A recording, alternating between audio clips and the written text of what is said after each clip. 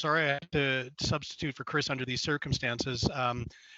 But it's been great fun working with him and his colleagues and being part of this expanding discussion, which is really kind of the undertone of today's conversation. What I and the other speakers will be covering appears to be a really interesting convergence on identification of a problem and exploration of solutions in really pragmatic ways. And knowing the conservation community, that pragmatism isn't a particularly big surprise. But I'm very excited to see the discussion that bringing together this group of practitioners and researchers will spark. And that tone of pragmatism is something that I think we all want to carry through. And when Chris and I were debriefing yesterday about this, that's something that he wanted to really see if we can promote as strongly as we can. This is an ongoing conversation. It's an open conversation, and it is far from over. So if those of you participating and viewing and listening, if you have ideas or questions, this is part of that process.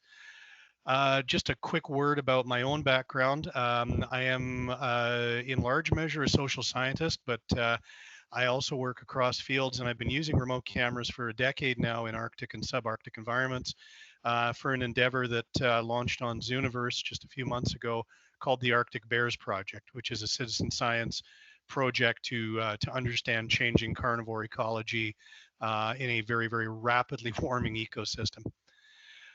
What we want to cover collectively today are an introduction to the issues and principles for socially responsible use of conservation technology.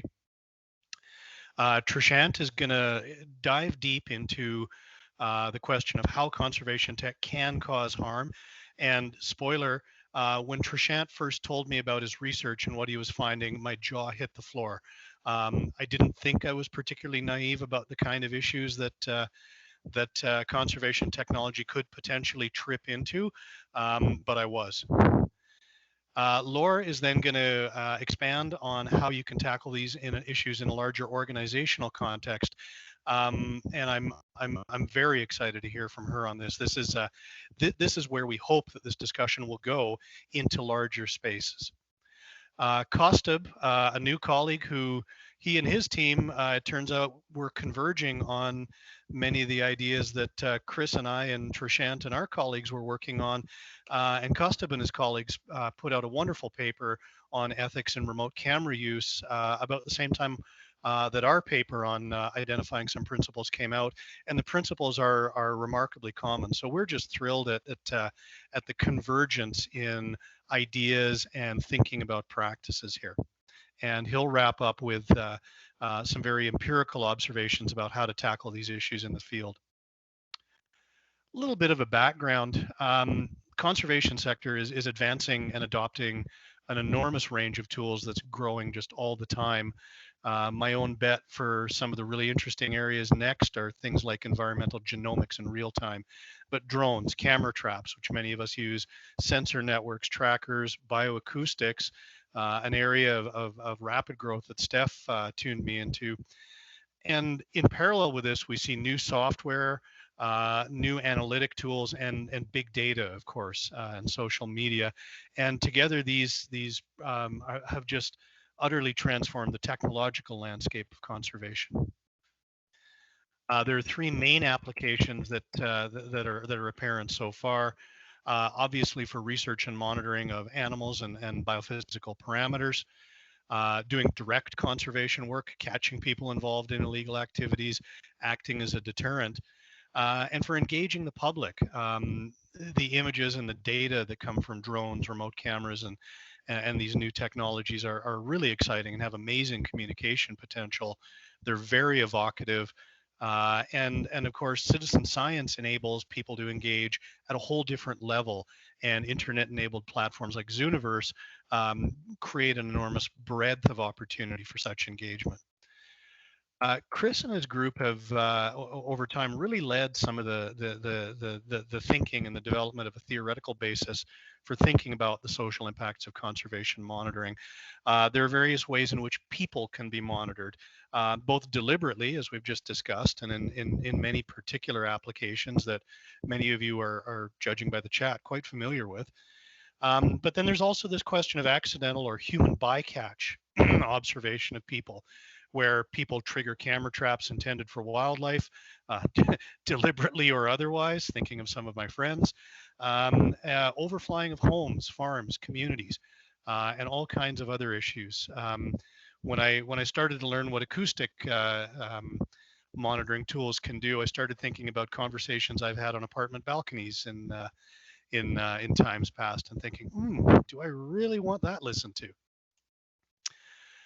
So Chris and others, as I mentioned, have put out a really nice. It's almost a body of literature now that is becoming increasingly deep in its thinking about potential social and ethical implications. And I want to stress that these are both positive as well as negative. Empowerment, security. There's an awful lot of good, as well as just the pure scientific and conservation data that these technologies produce. I'm working with community deployed remote cameras right now in the Arctic and subarctic, and I can see some of these empowerment benefits firsthand. Negative, invasion of privacy, fear of what might be done with the data and what the devices actually do. Excuse me, cultural impacts. There's a growing body of evidence that shows that social impacts are real and they can be quite significant. And as, excuse me, Trishant will show us, these can lead to real harm. Excuse me, just one moment. So our goal in the webinar here is not to make people feel negatively about what they may be doing, but to help expand conservation technology users' thoughts and ultimately their all of your own approaches to what you're doing, and bring your ideas into the evolving conversation about what can be done to identify and address these issues.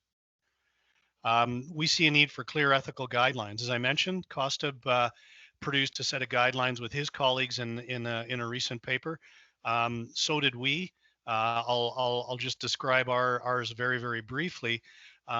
Last year, just pre-pandemic, we brought together an interdisciplinary group to develop a set of principles, which we published in Conservation Science and Practice. We used the Wild Labs forums as a wonderful space to get some early input and feedback on our draft principles. And our paper in Koustubh's, I would recommend for people who want to dig deeper into the kinds of guidelines that are being looked at. And we very much encourage uptake by users, journal editors, donors, and others working in this space to think about adopting formally and making a public position known about an expectation for ethical guidelines for use of conservation technology. And as this is ongoing, we do welcome feedback and suggestions. So that's the presentation, and I will I'll yield the microphone, I think, to Trishant. Well, thanks, Doug. Steph, should I just go directly in it? I have just one question. Doug, and this is a question I'd like to pick up in the panel discussion. And actually, I know we have some tech people in the audience, so I'd quite like to hear from you guys in the discussion. But Doug, that final slide, you mentioned that you're trying to get uptake from users, donors, and journal editors, and there seems to be like a massive missing piece there, which is the tech developers and Thank you. And yes. I was wondering what your thoughts were on that. Had you tipped me off to that earlier, I would have added them to this list. Absolutely, we would. I would welcome that a whole lot. Having had to sort through an awful lot of photos this past winter, where I accidentally had photos of people showing up in a Zooniverse feed, I'd have loved some technical assistance and some upfront automated ways to weed those out so that we didn't have to do it after the fact and manually. So that and many, many other realms, I'm sure developers have an enormous amount to contribute. That would be, yeah, very good point, Steph. Thank you. I think, yeah, let's pick it up in the bigger discussion, because it was really interesting when we published the Tech Tutors overview, like what was coming this season. One of the things that a lot of our tech audience, especially on Twitter, pulled out was the fact that we were covering ethics. So this is such a live discussion in that realm as well, and there's a lot of eagerness from that part of our community to be a part of these conversations. So I think there's definitely willingness and probably ways we could learn from, but also influence what's happening over in that sector as well. Yeah, Absolutely.